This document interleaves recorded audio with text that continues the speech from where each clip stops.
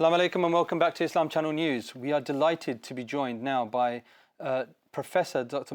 MAKRAM Khoury-MACHOOL, who is an academic specializing in international relations and political communications. Professor, Assalamu alaikum, welcome to you.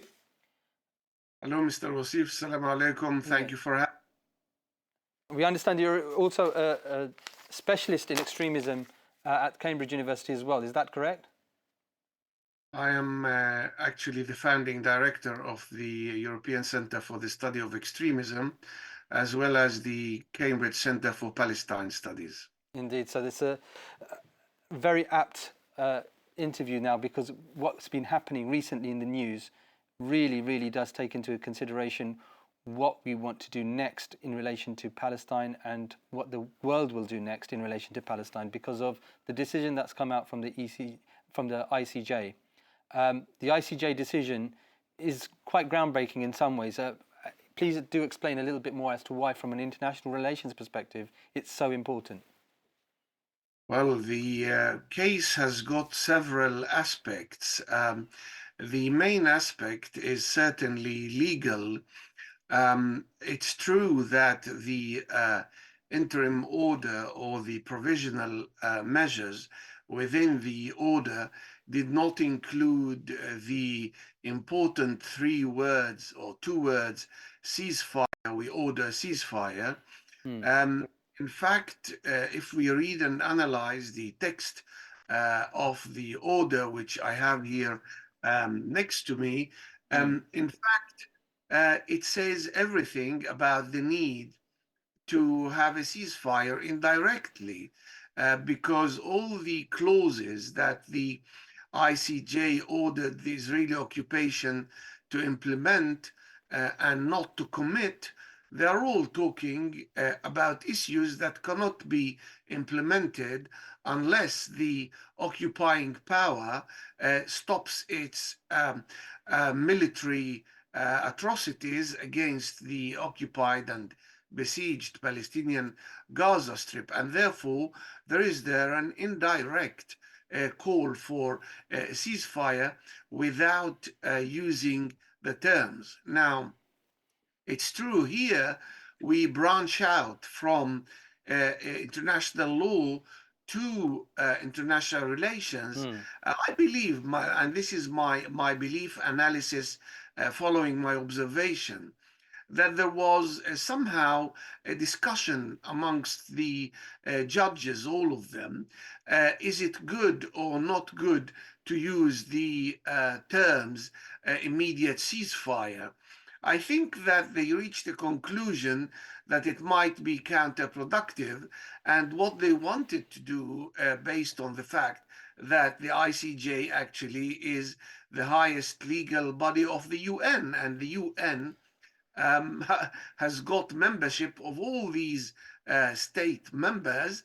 I think that they wanted to see an order that will be workable. Workable meaning it will not antagonize some countries, and in particular the United States, because the United States has not been calling for a ceasefire, just like the occupying Israeli power, and had the terms or the order included ceasefire, it would have been seen as it's putting the United States in the corner, enforcing on it or imposing on it to implement or call for a decision that not necessarily is easy to implement.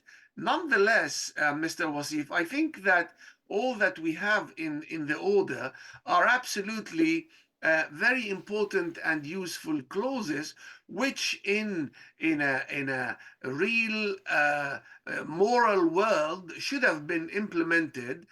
But two more points, perhaps. Please. One is the very fact that the court has taken these decisions with majority. We are talking about 15 against 2 and 16 against 1. This is quite significant to show that most of the judges actually agreed that something which is near genocide or ethnic cleansing, where I call it a cleansocide, because what's been happening in the Gaza Strip is a combination of ethnic cleansing and genocide, and hence I combined it in the term cleansocide, whether you write it in K or in C. And the second point about the ICJ, Mr. Wasif, is the very fact that the court, in fact, has restricted the occupying power in terms of time, and it ordered it to submit reports that it's not committing acts of genocide within 1 month. This is quite a sword on the neck of the occupier. Yes, it's true, we need to differentiate between their verbal reaction, I mean the reaction of the representatives of the Israeli occupation, the likes of Netanyahu and Ben Gvir and Gallant, etc., and between the actions on the ground. But I think that they have taken notice, and I will not be surprised at all if the Israeli ad hoc lawyer, Aharon Barak, would have spoken with them and conveyed to them indirectly, informally, as an Israeli citizen, the atmosphere of the deliberations at the ICJ. So, all in all, we are now as well expecting a special UN Security Council session, which was called by Algeria as a member of the Arab bloc, to discuss the implementations of these orders on the ground. So by and large, let's be hopeful, despite the fact that the killings and the slaughters on the Gaza Strip have not ceased thus far. I think what we'll do, because there's a lot to get through there, and just to kind of get an idea of what is happening, it's not just a case then that the judges are making decisions in a normal way. They're making decisions based with an eye, I suppose, what you're saying, to the politics of what this will mean and how this will play out, and suppose the best possible way in which a result can be achieved. If there is going to be some form of, I suppose, realpolitik that's being played there, then it's going to be on the basis that, well, we have to take steps to make sure that at every stage you're giving yourself the rope to hang yourself with, effectively, if you continue to go against this particular modus operandi that the UN has set in place. So it's a very clever, crafted decision, in your opinion. Yes, indeed. I think your observation is spot on, Mr. Wasif. You got the matter exactly, which is, in fact, an interplay between international relations and international law. Why the law is there to exactly express what it thinks about certain crimes. It certainly is part and parcel, although independent, but it is part and parcel in this international relations context. It cannot just ask for things or orders that will never be implemented. After all, they are the judges are professionals, experienced, educated, and as well, I believe, independent, in as much as each one of them, I'm sure, has got his own political leanings, but still there are figures to rely on.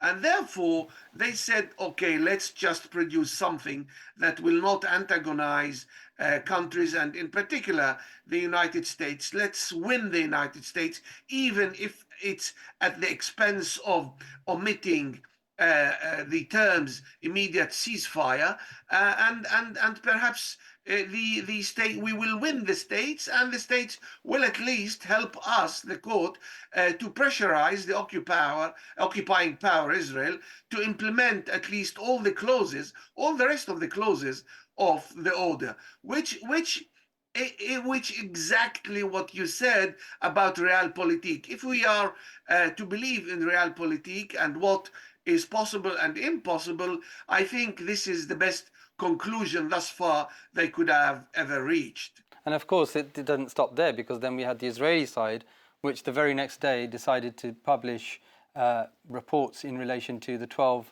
members of UNRWA who they say had participated in attacks on October 7th, thereby changing world opinion and world views on what they should concentrate on. And now the story on Monday is effectively that a whole load of nations are now stopping funding to UNRWA. So we're going to take a quick look. Before I get your opinion, I'm going to take a quick look at some of the stats of what UNRWA has actually been doing and what's been taking place. We will get your opinion on this because I think it's quite important as well.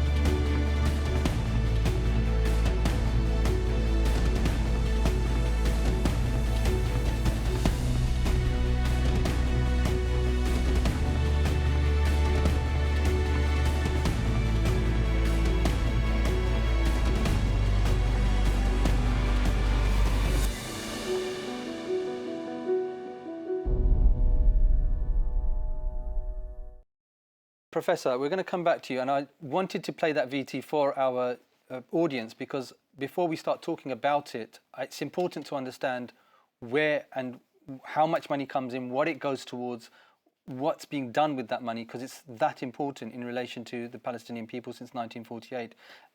But of course, a decision was taken to all of a sudden suspend it. Again, a political decision or one that was expected?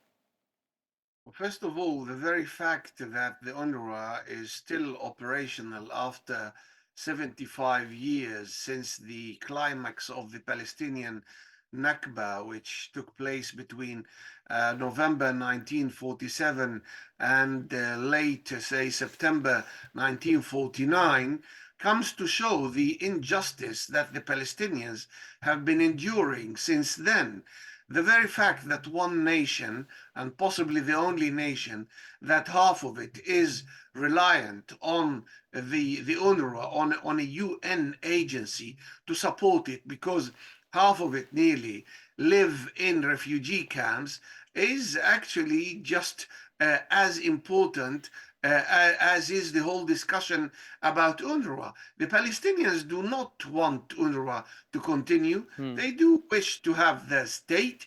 They need to live in an independent state, get their freedom, and live in their homeland. Indeed. Excuse me. So the whole matter of asking for these funds to flow into the budget of UNRWA is very important, and in fact is an indicator of the failure of the international community to solve the Palestinian problem, and that justice can be served. But having said that, now we can say that, first of all, I, as an expert also on Israeli politics and someone who masters Hebrew, I can tell you that I could see this happen, and perhaps we are going to see other media stunts, PR stunts, coming from the door of Netanyahu.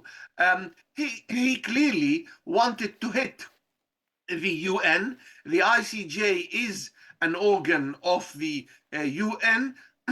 Excuse me. And then he said, okay, let's just now embarrass as many parties of the UN as possible, all those actually who did not oppose the ICJ ruling or even the session.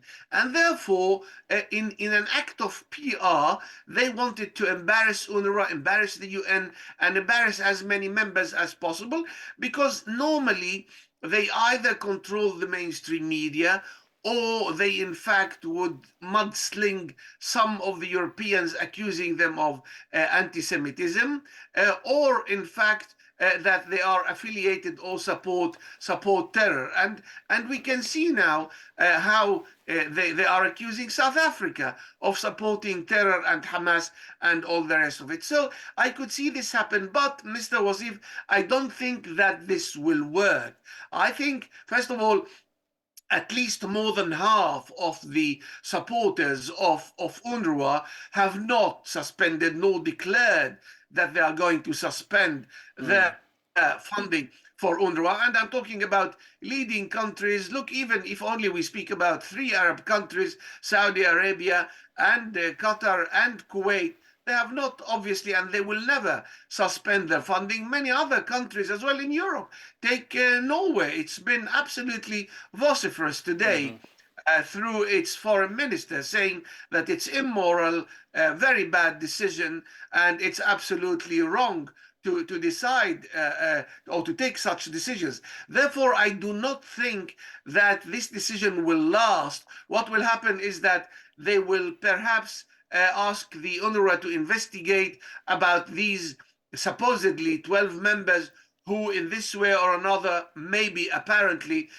took part in the Al-Aqsa flood operation on the 7th of October. But having said that, Mr. Wasif, let's just ask, how many, if at all, how many people, Israeli citizens, do we need to ask these European countries who apparently declared that they will suspend their support for UNRWA? How many of these countries do we need to ask them to suspend any support and economic collaboration with the occupying state of Israel? Israel has killed so far 30,000 Palestinians, destroyed the lives of 2.5 million Palestinians. So I'm asking, where is the so-called impartiality? We haven't heard them saying that they want to suspend the economic ties or diplomatic ties or even the funds to the occupying powers in order to punish them first.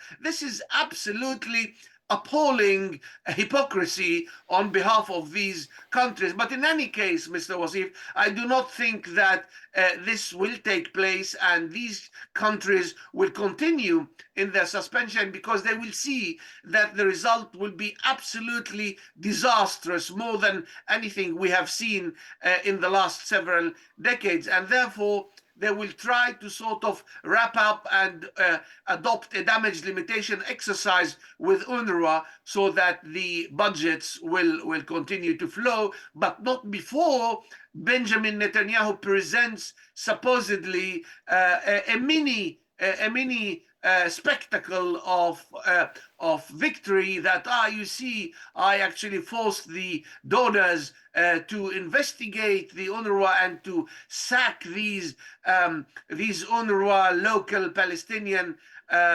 employees who apparently participated in the operation, forgetting, of course, and everybody forgetting that the Israeli occupation slaughtered at least 150 employees of the UNRWA until now, and we had nothing from nobody about these crimes. Of course, and I suppose out of 13,000 employees that they've got, UNRWA perhaps has taken the only action it could have taken at this particular time, which was, well, it could have just suspended them and investigated them, but it went one step further and removed them and dismissed them. So it's done everything that any other organization, if it was challenged with such allegations, would have to do. I suppose the question I have, moving on from UNRWA itself, is the longue durée in relation to what is happening with Israel We know that the state of South Africa brought a case against it. And the fact that it's South Africa is incredibly symbolic because of what was a situation in that particular country that continued to get isolated and isolated and isolated on the basis of fewer and fewer supporters, that at the end resulted in the fall of that particular government and I suppose a renewal of that particular country's fortunes in relation to what had happened. What do you think will happen to Israel if it continues down this track of what can only be described as genocide, because which can only be described as apartheid, I should say, in relation to what reports from B'Tselem, from Human Rights Watch, and from other human rights organisations have stated it is. Where do we go with here if you're an Israeli? Are you in a safer place as an Israeli, or are you more unsecure? First of all, Mr. Wasif, what we are witnessing now in historical Palestine, especially by the Israeli occupation forces, is a threefold project.